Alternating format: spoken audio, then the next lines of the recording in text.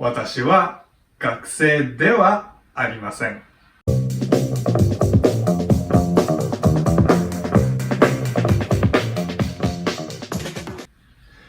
Welcome to YS Online. Ako po ay si Dice with the Y Suzuki Nihongo Learning Center in Quezon City, the Philippines.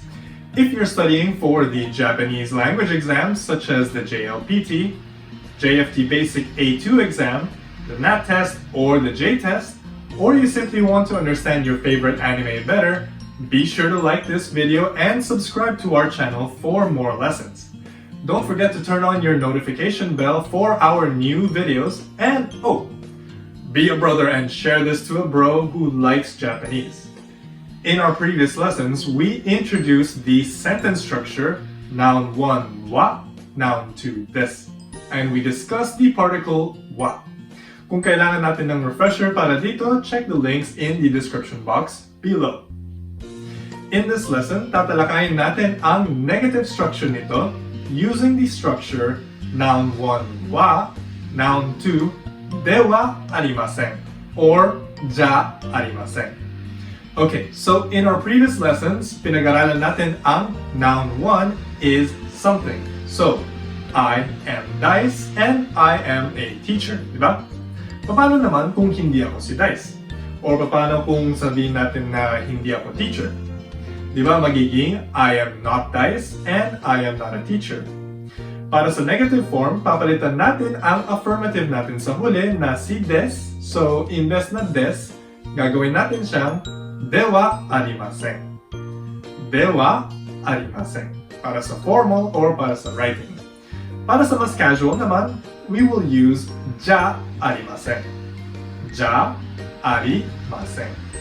So, ang ja arimasen or dewa arimasen, related siya sa salitang iye, which means no, para ipaliwanag na hindi siya ganito or ganon.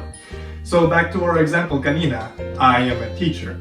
Watashi wa sensei desu. Now, sabihin natin na I am not a teacher. According to our explanation kanina, tatanggalin natin yung des, papalitan natin siya ng dewa arimasen or ja arimasen. So, magkakaroon tayo ng watashi wa sensei dewa arimasen or watashi wa sensei ja arimasen. Halimbawa naman na may magtanong sa atin kung teacher ba tayo at hindi naman tayo teacher. Dadagdagan natin siya ng iye sa umpisa. So, ang sagot natin ay magiging iye watashi wa sensei dewa arimasen. Or, no, I am not a teacher. Okay, let's try another example.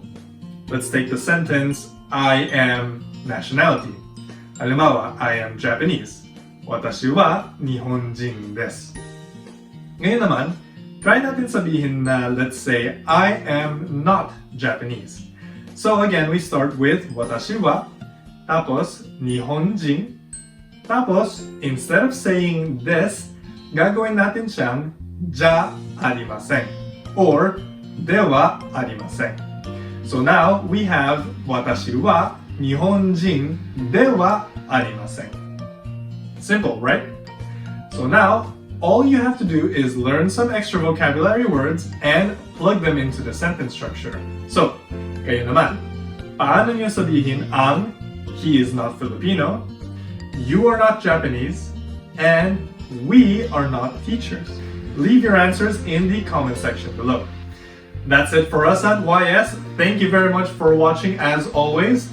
Stay tuned for our next video where we introduce the question form of this sentence, Noun 1 wa, Noun 2 des, or dewa arimasen. So instead of I am Dice or I am a teacher, we're going to learn how to ask, are you Dice or are you a teacher?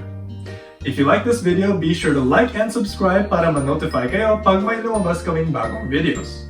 If you are a full member of our YS Online program, be sure to take the quizzes we have because that will give you a chance to refresh para pumasok talaga sa utak natin, no?